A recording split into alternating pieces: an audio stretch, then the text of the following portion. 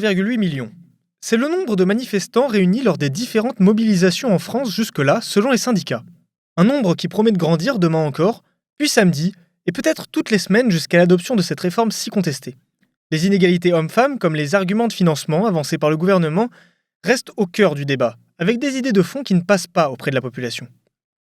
Tous les Français sont concernés par cette réforme, à Paris comme en province. Et ici, à Draguignan, la mobilisation ne s'arrête pas non plus puisque entre 1600 et 2800 manifestants se sont rassemblés. Des chiffres moins impressionnants qu'aux mobilisations précédentes, dus aux participants qui préfèrent se réserver pour le week-end.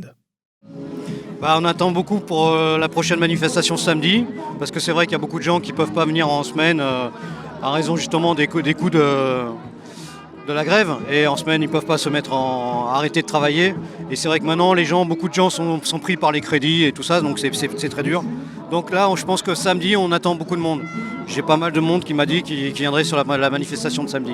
On attend de voir ce qui va se passer d'ici samedi. Et au niveau national, les dirigeants de la CFDT prendront leurs décisions.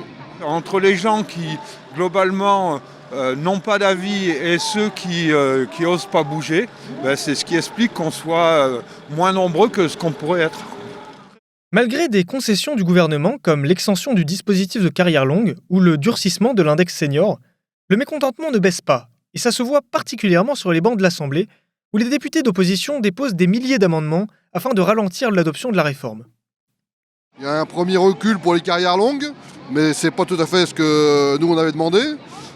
Ça c'est plutôt LR qui avait demandé des amendements pour pouvoir voter le texte avec Renaissance et la majorité. Nous ce qu'on demande c'est carrément le retrait et le retour à 62 ans. Déjà l'index senior, c'est quoi l'index senior ? C'est juste permettre aux entreprises de faire un état des lieux dans leurs entreprises du nombre de seniors, c'est tout. Il n'y a aucune sanction s'ils dégagent leurs seniors de la boîte. Donc fatalement, c'est quelque chose qui existait de toute manière. Ça a été repris, mais c'est quelque chose qui a existé, donc c'est nul et non avenu. Le boulot parlementaire, il va se terminer fin mars, 26 mars, je crois. Donc on a un mois où il va falloir faire des initiatives, où il va falloir faire de la grève, où il va falloir faire des manifestations.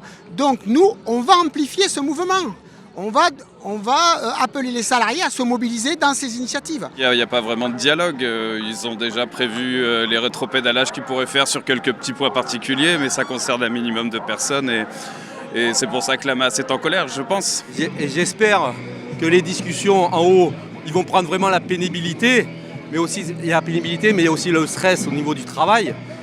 Et aujourd'hui, de reporter, je pense que ce n'est pas le vrai sujet. Le sujet, c'est de savoir dans quelles conditions les employés et les ouvriers de France travaillent et qu'est-ce qu'on peut améliorer avant de demander à tout le monde de reporter de plusieurs années la cotisation de retraite.